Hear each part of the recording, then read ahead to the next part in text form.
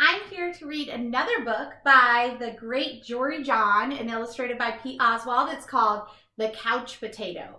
For those of you not familiar with this author, he writes The Good Egg, The Bad Seed, and also The Cool Bean. I'm going to add this to the Caldecott page because Couch Potato was actually written in 2020.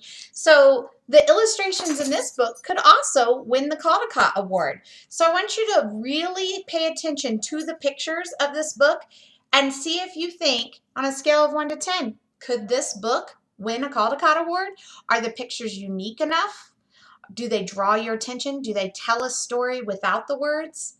Let me know what you think. So I hope you enjoy this book, The Couch Potato.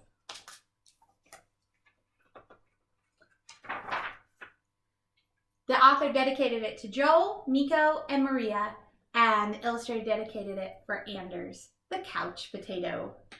Written by Jory and illustrated by Pete Oswald. I am a potato.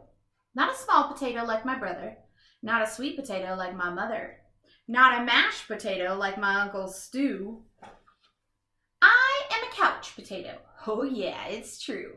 My favorite place to slouch is on the couch. I spend all my free time sitting in this exact spot. Why would I ever leave this comfy, cozy couch? It's got everything a potato could need. See, I have this, and this, and this, and one of these, and those, and this, and that, and these.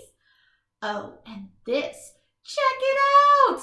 This button activates a gadget that fetches me snacks whenever I want.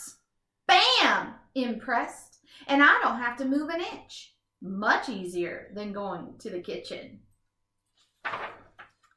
If the most important thing in life is to be comfortable at all times, then I think I've got it figured out. Look at that. Getting the nails done, getting the hair combed. But wait, there's more. I haven't revealed the absolute best part of my whole setup. Are you ready for this? It's everything you see in front of me. Have a look around. Take it all in. Pretty spectacular, right? Yes, it's a sea of shimmering screens. From wall to shining wall. What a joy! What bliss! These screens feature my favorite shows like Mad Yam, Fries, Mashed Potatoes. This screen has all my unanswered messages. Blah, blah, blah, blah, blah, blah, blah, blah. These screens are where I play video games. And this screen is a live stream of my friend, my best spud for life. This is how my pals and I spend quality time together. It's much easier than trying to meet up somewhere like folks did in the old days, that's for sure. Hey, Spuddy! Hey, pal-tato! Yes, from this very couch I can control everything in my life, all the time. With just a few taps and a couple clicks. Not bad, eh? Yes, sirree. This is the life. At least, that's what I thought until the other day. Something strange happened. There was a knock at the door. It was a delivery. Do you see that? The delivery man is putting it down in that tube, and then it goes through the house, whoosh, drops right to him on the couch, so he doesn't even have to answer the door. It was my newest device, a video camera that would allow me to watch myself react while I was watching all my favorite shows. Woohoo! All I had to do was plug it in, and my room, nay, my kingdom, would be complete. But suddenly, pew! Everything went dark. Look out! Coming through! Whoops! Oof! Ow! Womp! I made it to the window. I pulled back the curtains. The sun seemed brighter than I remembered. There was nothing better to do, so I decided to take my dog Tater for a walk. Get it? Tater. Outside. It had been a while. Everything was so vivid, like a high-resolution 156-inch curved screen, but even more realistic. Something smelled fresh. After a few moments, I realized that it was the air. I heard a noise, some chirps, a ringtone perhaps, but no, I looked up to see some birds. I wandered down the street from block to block and across the neighborhood. Eventually, I found a park with a hill. There was a massive tree on top. It looked like a desktop backdrop, only it was real. Neat. I leaned against the tree. It wasn't as comfortable as my couch, not even close, but after a while, it wasn't so bad. Any worries about the power outage and what I might be missing drifted away. I wasn't thinking about my favorite shows, or my unanswered messages, or anything else really.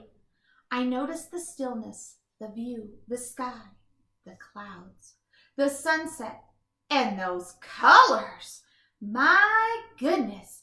It took a while because there was no fast forward option, but eventually the sun sank below the horizon. By the time I got home, the power was back on. I sat on the couch. Whew! I hit the button to brush my teeth. Scritch, scritch, scritch. I pulled the lever to change into my pajamas. Bloop! I turned the knob to watch a bedtime story called Goodnight Spud. Then I noticed my reflection on one of the screens. I wondered how much of my life had been spent in that very spot. It was then and there that I made the decision to peel myself off the couch a bit more often, maybe every day even. And so that's what I've done. I've started hanging out with my friends, my best buddies outside. We started biking and hiking and swimming and hiding and seeking. Sometimes we have snacks and play board games. Sometimes we talk all day. We might watch the clouds. There's no big plan. We just see what happens. It makes me wonder, what if I don't always need to be totally comfortable? What if I'm happier when I have a better balance between my gadgets and the world outside? Because it turns out that I'm more than just a couch potato. I'm an amusing potato. I'm a smart potato. I'm a kind potato. I'm an entertaining potato.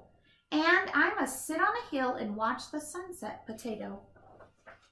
Yes, there's a great big world out there, and I want to be part of it in person. But don't get me wrong. At the end of a long day, after I've run and played and talked and laughed with my friends, still think it's awfully nice to slouch on the couch. He's even reading a book instead of watching it. The Catcher in the Rye. I hope you enjoyed this book, The Couch Potato. It reminds me kind of our lives right now and how we're doing remote learning and how we're stuck staring at a screen all day and having to see our friends that way. I can't wait till we can get back to in-person learning so we don't have to stare at a computer screen all day. So I want you to rate this book on a scale of 1 to 10 for the 2020 Caldecott Awards. A 1 being, the pictures were okay, or anything in between up to a 10 if the pictures you thought were some of the most fabulous things you've ever seen. Were they unique? Did you like the technique that the illustrator used? Did the pictures tell a story, even if the words weren't there? Let me know what you think for this book for the 2020 Caldecott Awards. I hope you enjoyed this book, The Couch Potato. Have a great day.